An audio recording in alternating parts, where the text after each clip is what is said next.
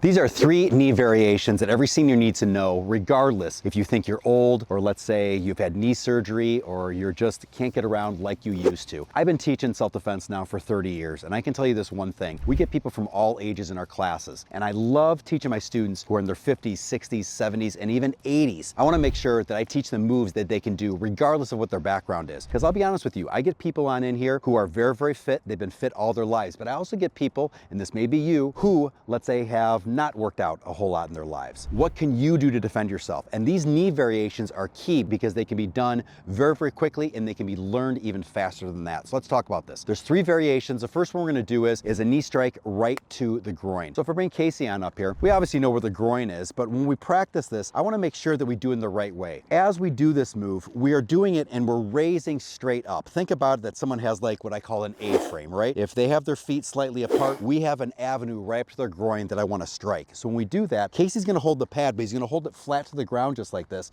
So I can raise up just like this. And when I do that knee, notice how I'm also pointing my toe when I do so.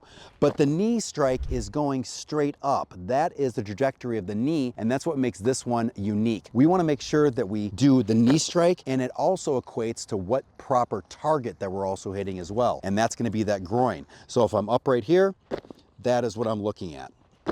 Okay, right? That's the first kind of variation we have, is the groin knee strike. The second kind of a variation we have is the thigh. Now, as you can see right now, I'm making the variations really dependent on where are we hitting, right? What target are we hitting? Well, the groin needed an upward strike. The thigh needs a little bit more of an outward strike. So how I'm gonna have Casey hold the pad is gonna be a little bit different. He's gonna put the pad in here, right here like this. Now, notice when I do this, I can kind of do this where I'm curling around, but my knee, instead of going straight up, it's going straight out just like this. So this is the knee strike that we're looking at for the thigh variation. As my hands are up, I'm striking just like this, and that's the target that I'm hitting right here. Pop, just like this. I'm still pointing my toe as I do it, but the strike is more heading outward as opposed to upward when you compare the first one and the second one. The last variation that we have here is the face strike. Now, I'm not expecting you guys to do some jumping or flipping movement that's gonna lead to a knee strike to the face. Let's say somebody who's 6 foot high or something like that. I just want you guys to notice that once we start hitting a person's low line, whether it be with this groin targeted knee or a thigh targeted knee, we're gonna get a lot of people start heading down. And if we have the option of knee striking the face, I can tell you right now, there's no better tool that's gonna put a person down so we can escape safely. Now, as we do this move, think about it. The groin went up, the thigh went out. How's this one gonna differ a little bit? Well, it's not so much gonna differ with the trajectory of the knee, it's more or less gonna deal with how we use our hands. So if I have Casey right here, you have to imagine that this is Casey's face right here. I wanna make sure that I'm grabbing the person's head, all right, and using it right here like this. So it isn't so much, like I said, the trajectory. What it comes down to, how I'm using my hands here. When I was striking the groin or striking the thigh, my hands could just be up. But in this variation right here, I'm holding on to something, and in this case, I'm using the back of the head right here. So think about it. If Casey was up and I hit a groin strike, let's say, boom, and he bent over, now I want this right here just like this. Now, why do I want that? Well, you have to understand that one of your body parts can find another body part very, very easily and very, very quickly. It's kind of something that happens with the body right here. So if I know, let's say, where my hand is, I don't even have to see it, and guess what? I can touch exactly where my palm is. Same thing here. If I know that my hands are right here, my knee knows exactly where to go. So if I have Casey right here and I'm grabbing the back of his head,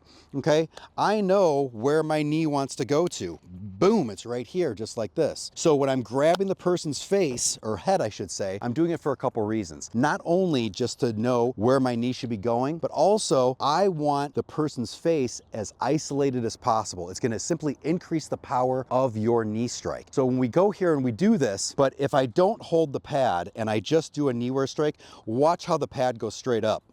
Okay, all right? That's not gonna affect the pad as much. But if I grab the pad right here and I go up, man, now that pad is isolated, that means that your knee strike is gonna be that much more dangerous, that much more powerful. So as we do this, using the head, holding the head right here, as I strike, man, that is a way that we can increase our power without having to even visit the weight room. And that's what I want to make sure that every senior knows is that there's certain things we can do. There's little tricks we can do to increase our speed and our power without even having to work on it. We just have to change a couple things of what we do in a real life self-defense situation to increase those things and make you a more dangerous fighter. So the first variation that we have is a knee strike that hits the target of the groin. It's going to go straight up. So as you go here, that knee goes straight up just like that.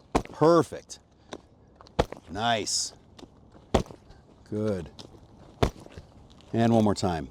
Good. Then we have the thigh kind of a target right here. I'm going to hold the pad just on the side right here. Now, another variation we can do if you guys have a pad, in order to kind of save yourself so we don't keep on, let's say, hitting our own thigh, instead of holding the pad just like this, I can hold the pad like this, and Casey can do the exact same thing, where now his knee strike goes outward, not just upward. That's perfect.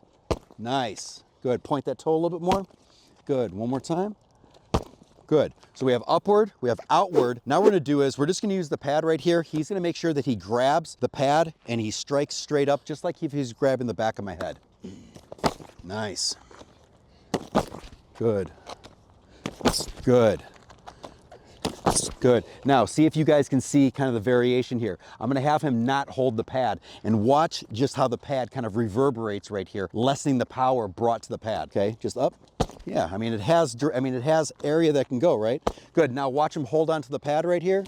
Yeah, I can just feel that right there. You just almost doubled your power just by grabbing the pad right here. That's what I want you guys to know right here. We have 3 variations for the knee strike. I don't care what age you're at. I don't care what physical ability you think you have or you don't have. This is an incredible tool that you need to get down with these 3 variations. Don't forget to check out the description below. I have some great programs I want you to check on out. Also check out our Patreon page with some exclusive content meant just for you.